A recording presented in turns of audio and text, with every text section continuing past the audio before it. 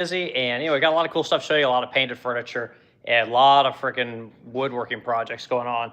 A lot of unfinished things. Things are slowly getting close to being done. So, we'll start out, run through the paint shop real quick. So in here we got a lot of shit that needs to get primed and painted. This is that trash cabinet. We're going to take all the slides off of it, and we're going to rebuild it. I've got the one that I'm making. It's in there. I can show you guys what it actually looks like.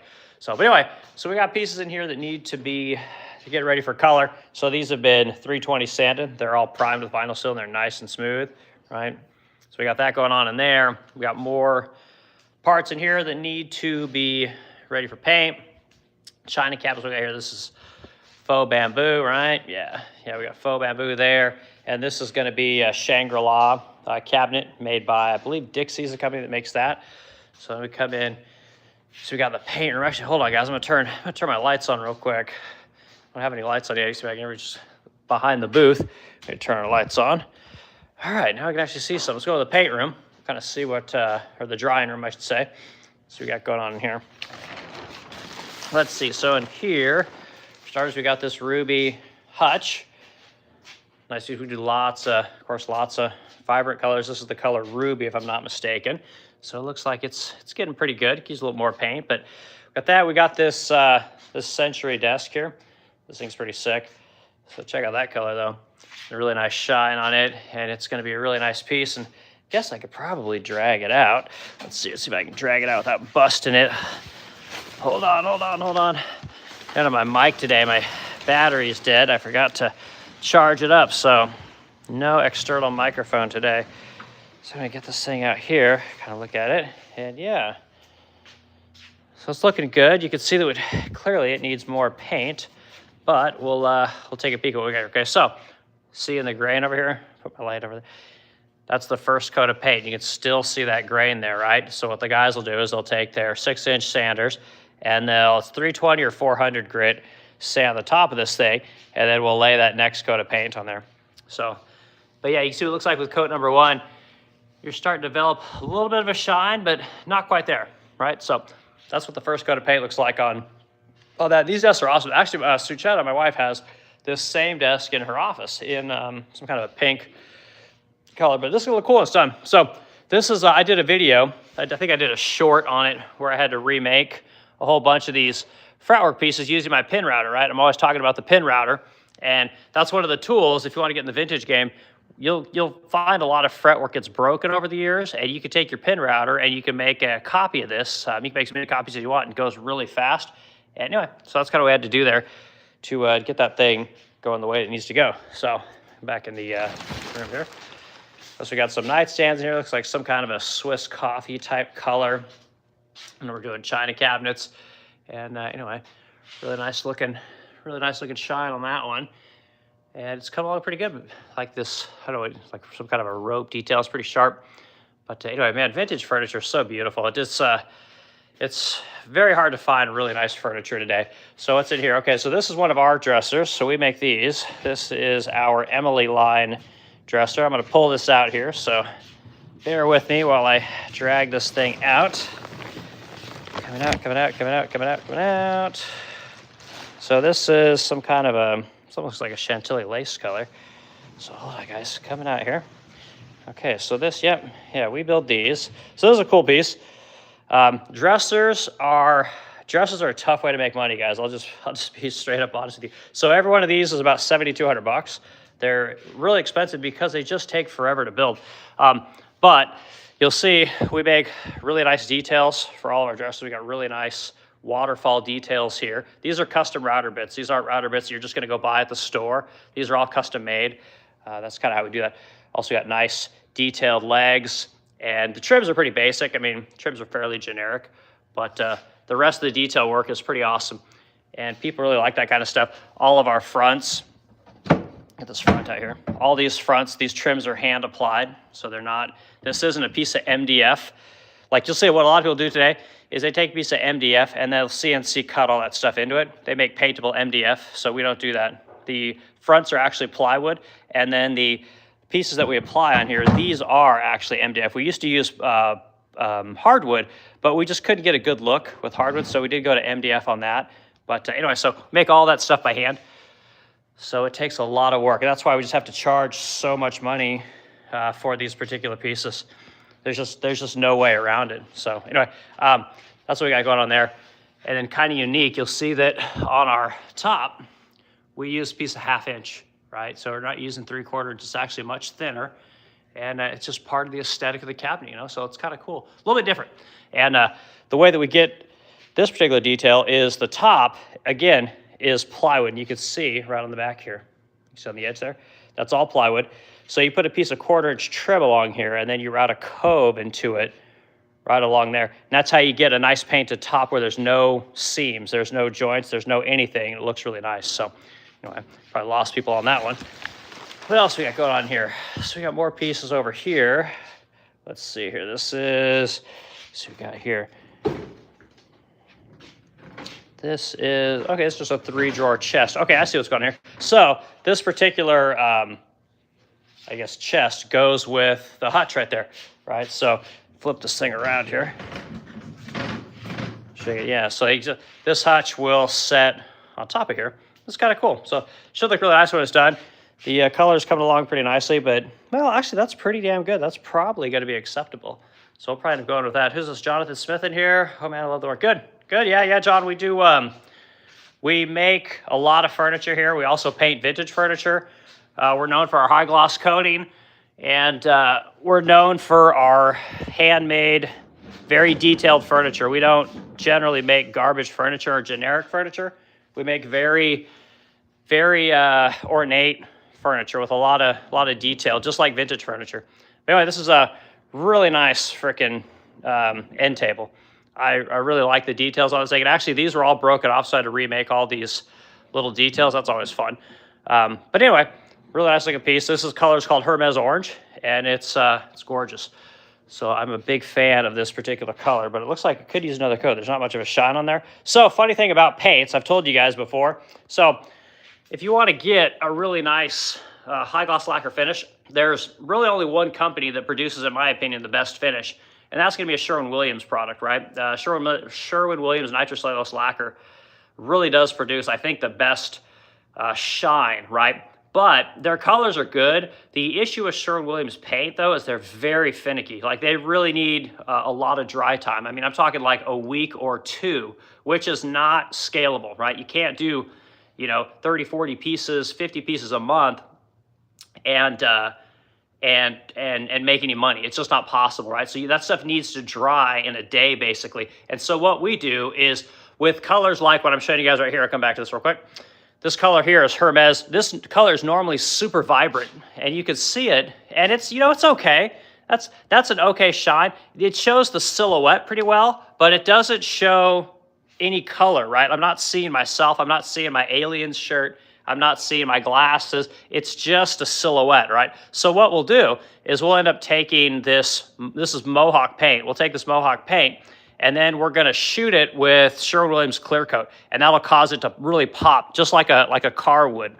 So that's how we get the beautiful shine that we're known for. So that's just what you gotta do. We haven't found a better way to get kind of the best of both worlds. Like, you have to be able to put out a lot of pieces, and then the quality has to be really high, and that just seems to be the best combination for us is going to be your Mohawk base coat and then your Sherwin-Williams clear coat. And while we do use a lot of Sherwin-Williams base coats as a top coat as well, there's just so many colors you can't do that anymore. And the truth is that the product has really degraded. Sherwin-Williams paint quality has gone downhill on the lacquer side. I don't know about like wall paints and latexes and acrylics and things like that, but as far as latex, nitrocellulose, it's gotten really bad. So anyway, we'll walk back to the other room. We got comments coming in. I'm watching you working. I'm rubbing my mahogany now. Ha ha, that's so funny. I love the woodworking jokes. They're great. Okay, coming here to final assembly. So again, we got another hutch here. Another hutch. And again, guys, hit the like, comments. Even B, who's rubbing his mahogany, make sure you hit the like button and add the discussion like you're doing, man. I appreciate it. So this color is called bottle green. Really nice color. That's, again, this is going to be a Mohawk color. And the shine of this actually is pretty good for Mohawk. So I think we're probably going to end up going with that. It's probably good. But nice looking piece. Really nice looking color. And people love this stuff. The truth is that we buy this stuff from Florida, we paint it, and then we ship it back to people in Florida.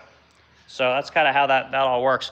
Over here, this is this is my kind of my masterpiece right now. This is the thing that gets all the traction right now. A lot of feedback on social media for this particular cabinet. This is our Pagoda faux bamboo China cabinet, right? So we got a 2-door version here. I'm working on a 3 and a 4-door version. So this thing will grow from 48 inches wide to probably close to 85 to 90 inches by the time we're done. And we'll grow this hood just like companies like Century and Jasper did their China cabinets. So we're doing something similar. And again, the cabinet's really cool. You can see that I've got a bunch of blue tape on here. I don't have my trim sticks yet. They're being painted right now. So once those trim sticks get painted, we can go ahead and put all of the glass in there. And we'll go ahead and open up one of these. And again, you guys see the shine's fantastic. These are, I think these are $8,000 or $9,000 right now. They're really pricey, but they're worth every penny. Anyway, so you can see that in here, there'll be trim sticks that go all the way along here and to seal that thing in. And yeah, it's a cool looking piece. So real proud of that. The hood is amazing. These are always fun to make. So anyway, any of you guys that build kitchens that have to make range hoods and stuff like that, I mean, you know exactly how these things are made. So anyway, but yeah, lots of detail work, guys. And this is what people are paying for. This is how we're able to have this business. Nobody does this. We're pretty much the only people that do this kind of stuff. So it's cool. So here we got, this is a console table. And funny thing about this particular piece of furniture, this is actually a satin. So this is a satin lacquer. See that? It has no shine to it. Really, we actually do quite a bit of satin pieces now. I think people are really starting to like that. But this design right here, so we actually make 3 different cabinets of this. So this particular was based off of originally was a vanity, right? So this, in this particular piece, is actually a drawer, right? See that? Got a nice cherry drawers that are clear coated, right? But anyway, this didn't used to have a top. It started out as a vanity. So this wouldn't be a drawer. This would just be a blank. You know, you'd have your 2 doors, just like any other cabinet. You know, and you cut some holes in the back and you have access for all your plumbing. But the hardware, so we make all of our own hardware, right? So this brass hardware we actually make, and this bamboo, these bamboo poles here, we actually make these, right? So all this stuff is made by the Resplendent Crow, and you can buy all of it on the resplendentcrow.com. It's all available there. And truth is, we manufacture this in India, right? So my wife is from India, and we work with manufacturer there to design it. So I drew all this stuff up in SolidWorks, and we sent it over and had it all cast. So that's kind of how that works.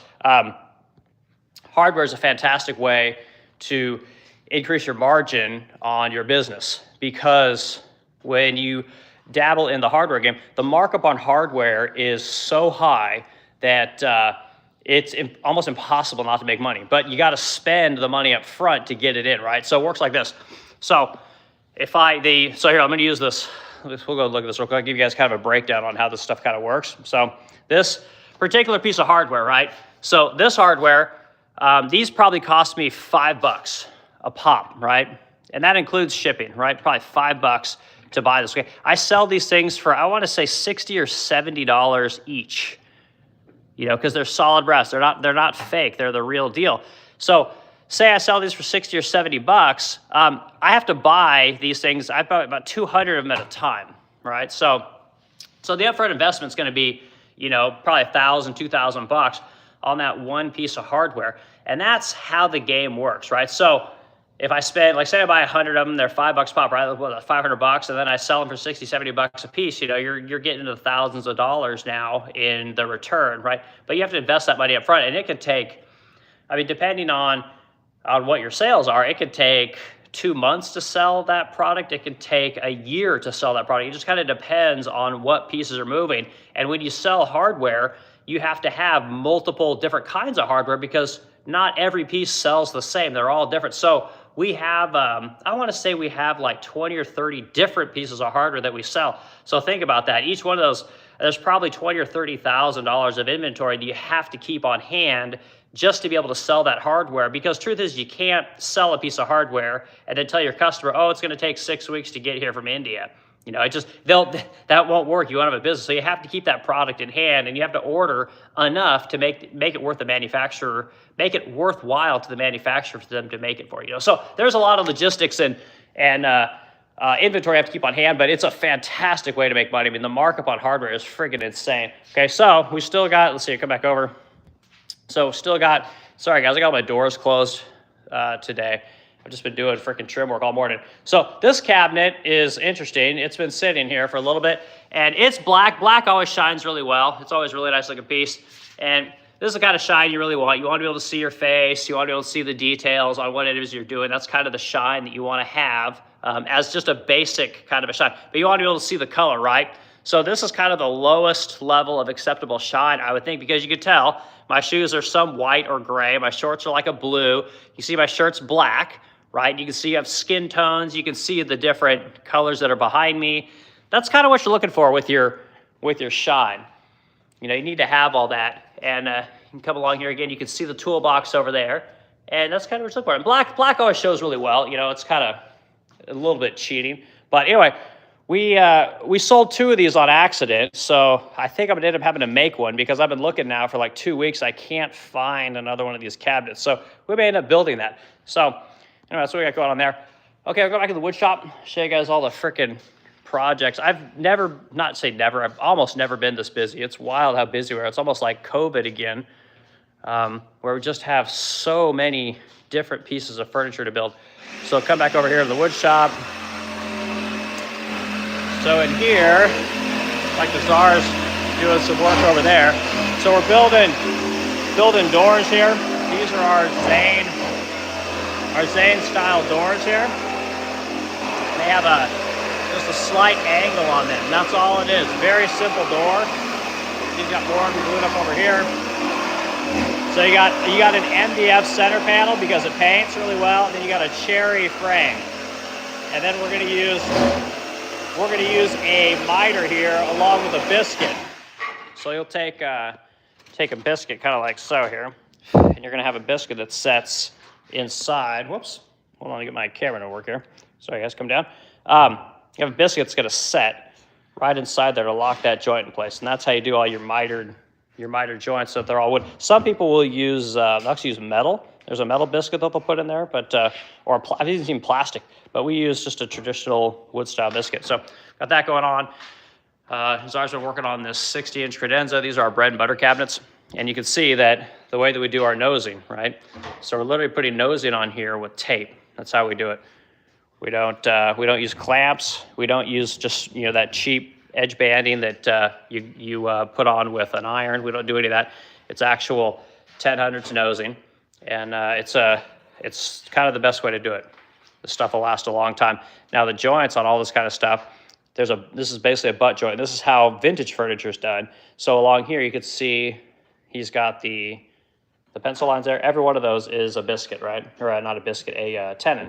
So these are these things called festool dominoes, and they set in there like so. That's how you hold all that stuff together. So anyway, that's how we got going on there. As far as over here putting this vanity together, and we're waiting on legs to come in.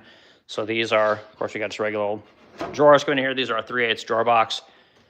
I've shown you before, we'll clear coat all these. And right now he's doing the second drawer, which is going to have a U-channel cut in it. You can kind of see what he's got going on. He's got going on right there. So yeah, so it's a good looking product. I think over here I've been working on all these trim pieces. I'm doing a video today on showing you guys how I do all this kind of stuff.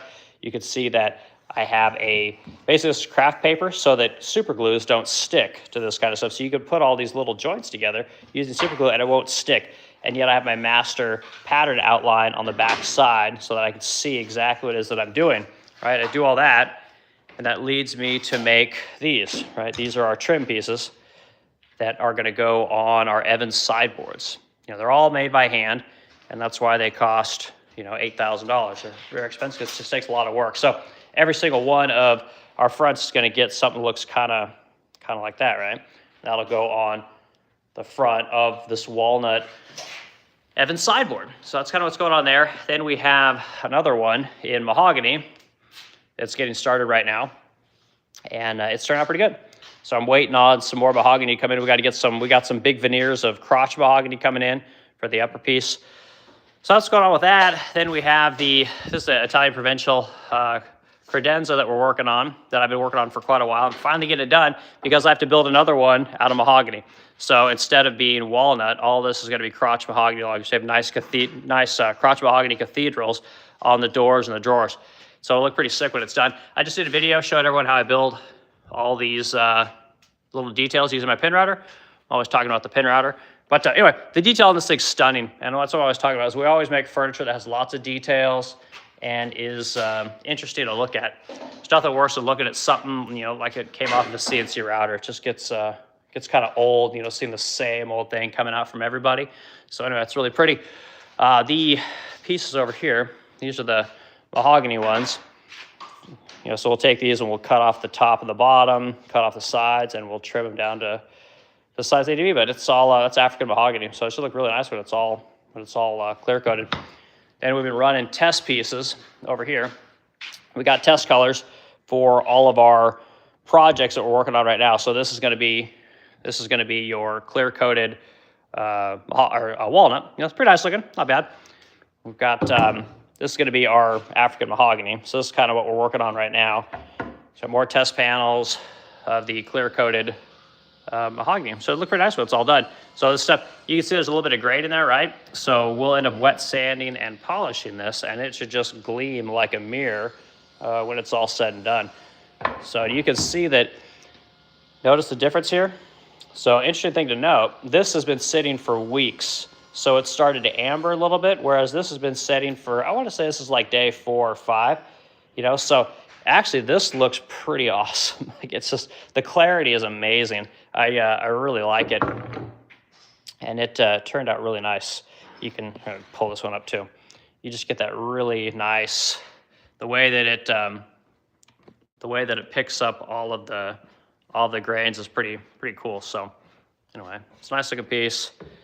And then the veneers, of course, are going to look different than the hardwoods. Hardwoods and veneers take stain differently, obviously.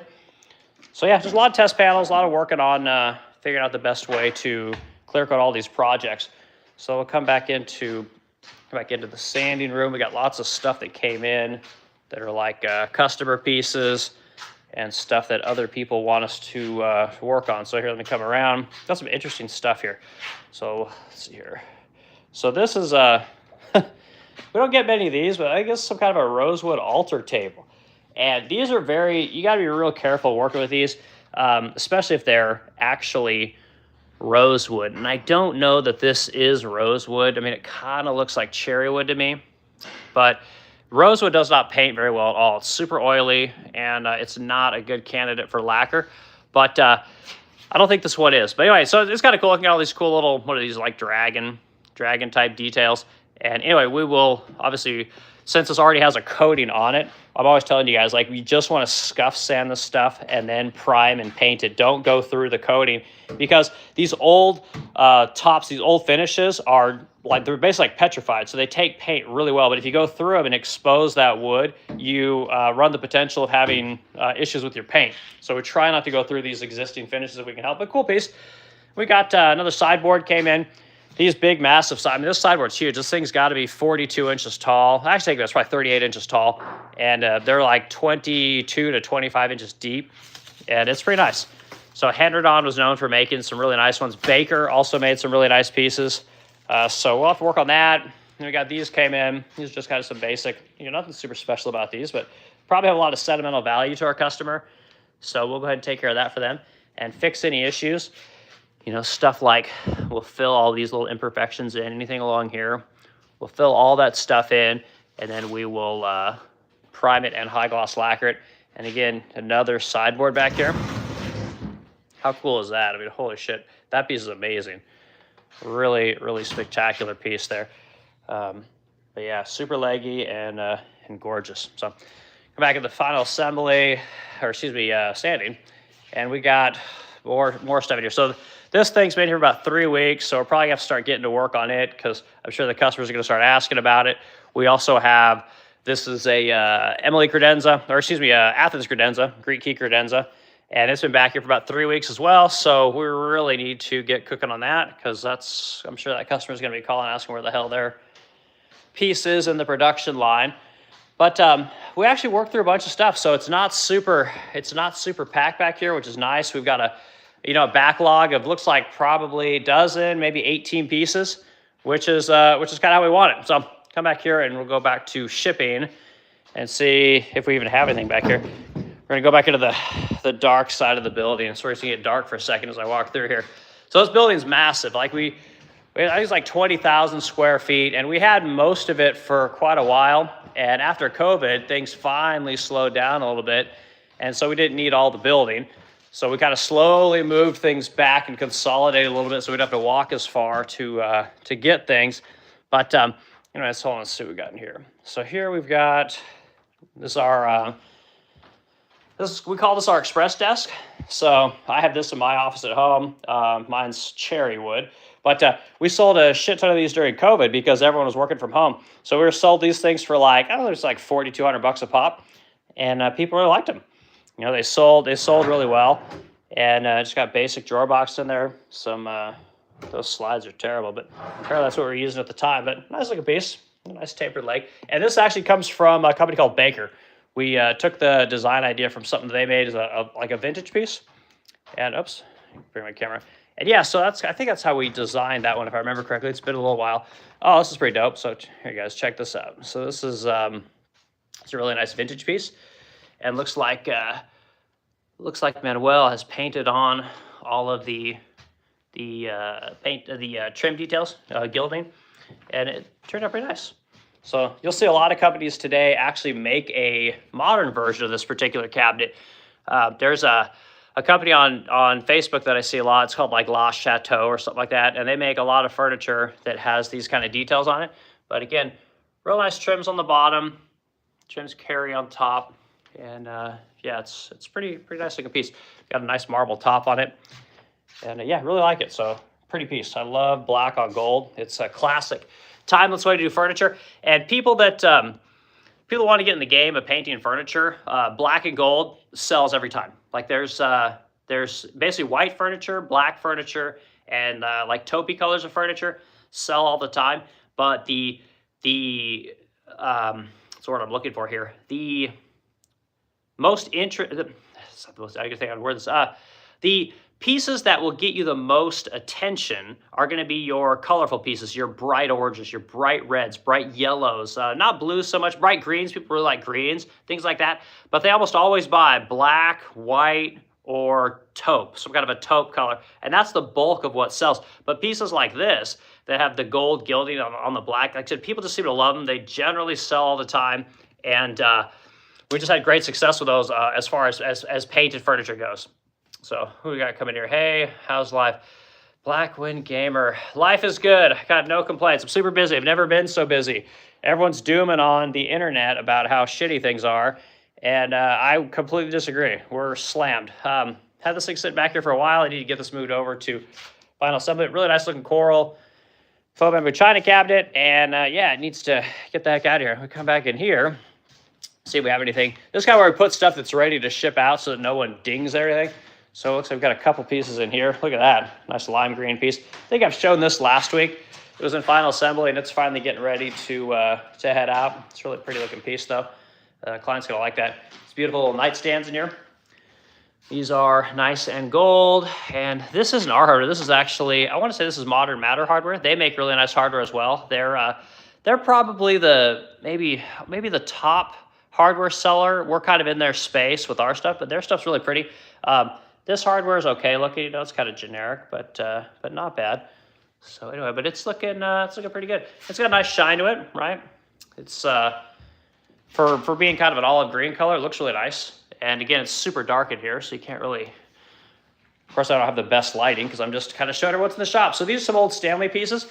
So Stanley made this line of furniture, which is awesome. It's really beautiful. It has this big, beautiful tin hardware. This isn't brass. It's like some kind of cast tin material. And these are actually super lightweight, but they're really cool. A lot of times these will come in broken. It's very common for these to be broken. You can buy these things dirt cheap.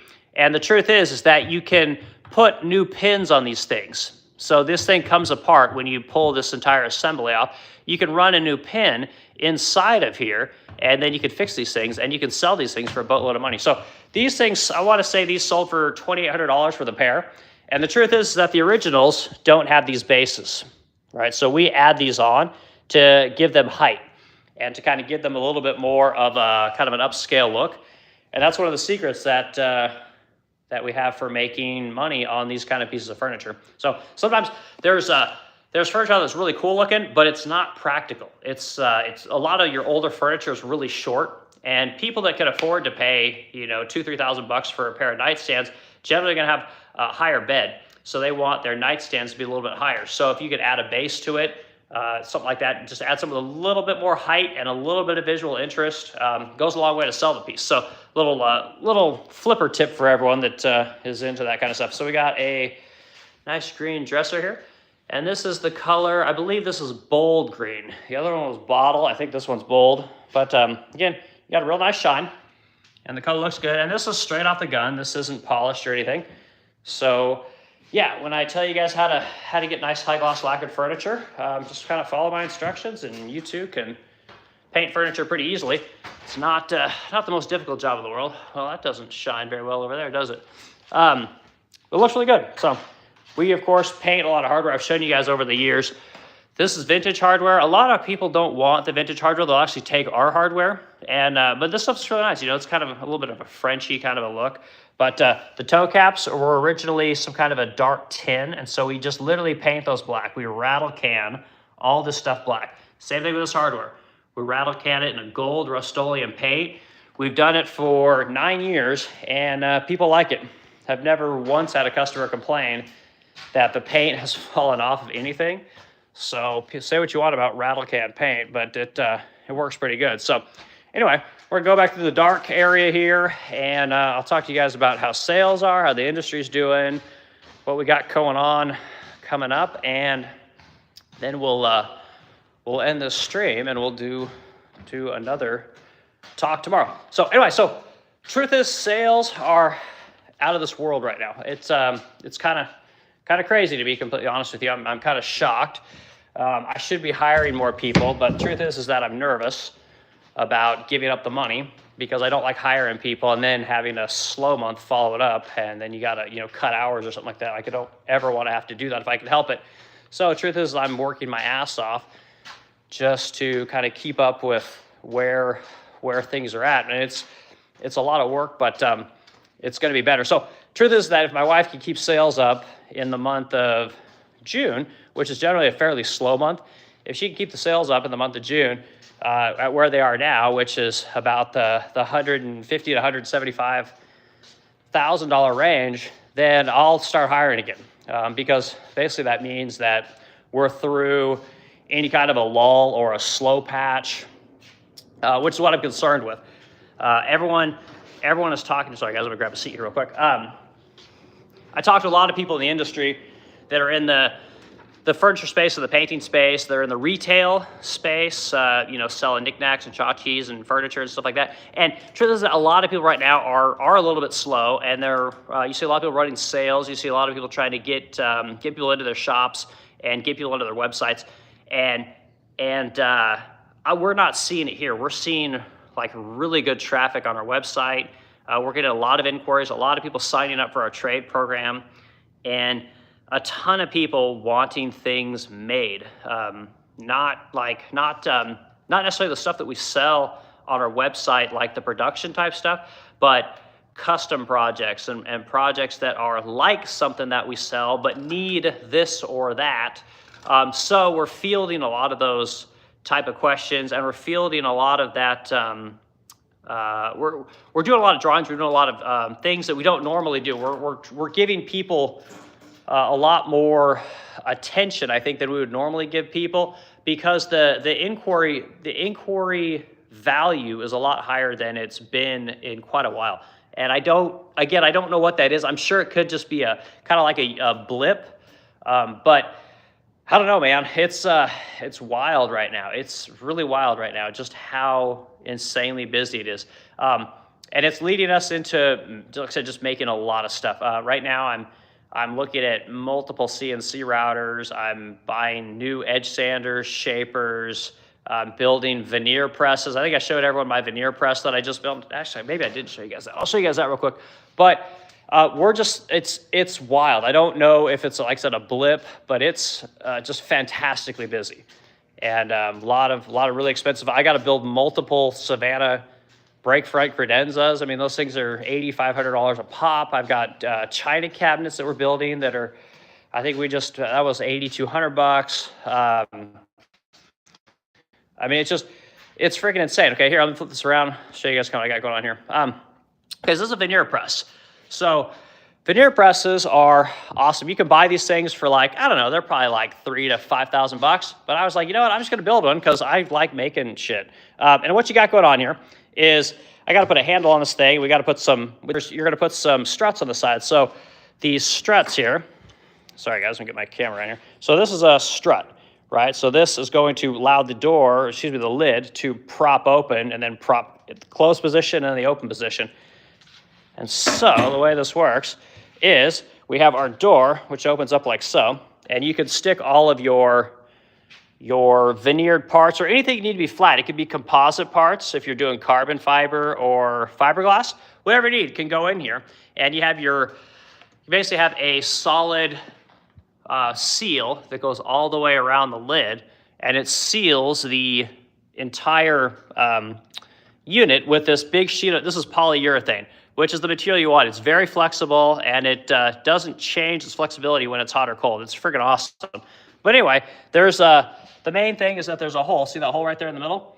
That hole runs down to a vacuum press, right? And so we got one hole there. Probably need to put another hole in this thing because it doesn't seem to hold the pressure that I really want it to have. But also my vacuum's kind of small. So this is the vacuum press. This is a tiny vacuum. This is a 100 series. So this is actually probably way too small for what we have going on here. But then you got a pressure gauge here. So that pressure gauge is showing you how much, or it's a vacuum gauge, but it's showing you how much vacuum this thing is pulling, right? So it's really important that you have enough vacuum to suck your parts down. So anyway, so I'm using this quite a bit for pressing down all kinds of stuff, and it's been a cool project. It's I don't know. I'm just one of those people. I love to make things. It's kind of where my oops, sorry guys, get my thing to come down here. It's kind of my passion. I just like making shit. You know, I made this chair a couple weeks ago, and I got it to where it's all assembled, and I have all the parts, the dimensions. So now we're gonna make this thing out of maple. So I got that going on. So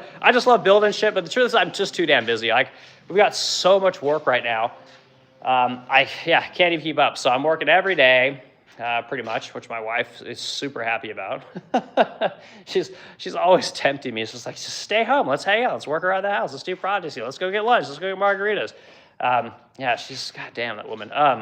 But anyway, point is that things are busy. I don't know if it's a blip in the radar, but we're going to not look a gift horse in the mouth, and we're going to just keep building and taking all of the business that we can. And honestly, my backlog is I'm probably 4 to 6 months right now, and we're telling customers, I think at this point it's like 14 to 16 weeks to get things made, which is longer than we like. We're kind of known for being fairly quick at producing things.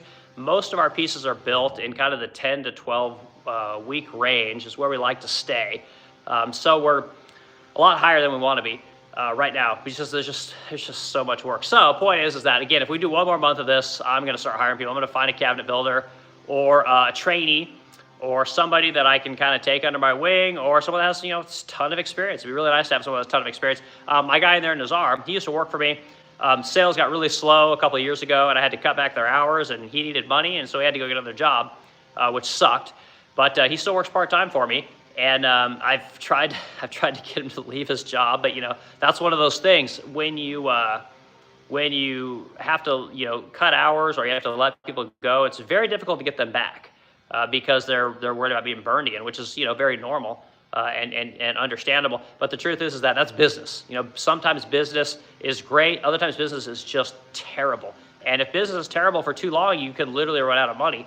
And then you got to start cutting people, So it can be very scary. So anyway, that's kind of what's in the shop, guys. I need to. I had somebody ask me to do a talk on hiring people. So I think my next talk, probably tomorrow, will be on how I hire people, what I do, the kind of things that I look for, the kind of things that I have people do. And truth is that when I hire people, I just put them to work. That's literally your interview. With furniture makers, it's almost always here.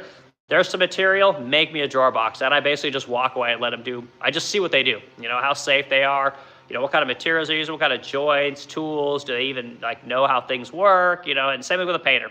give a painter a project. There's a gun, there's some paint, go. And I'm just wanting to see what you can do, how comfortable you are in, you know, new environments, what you're looking for. We just gauge all these things. That really helps us to understand, what should we pay you? What are you worth? You know, are you who you say you are, whether that's a newbie or an experienced person? And so I can talk about that a little bit. That'll be a good talk, and that's what I got going on. So I'm just working here all day doing trims. I'll have lots of good stuff on Facebook, or excuse me, on Instagram. So you go to the Resplendent Crow or the Modern Woodrunner, and there's lots of good stuff on there. So everyone have a great weekend, and I'll yak to y'all later.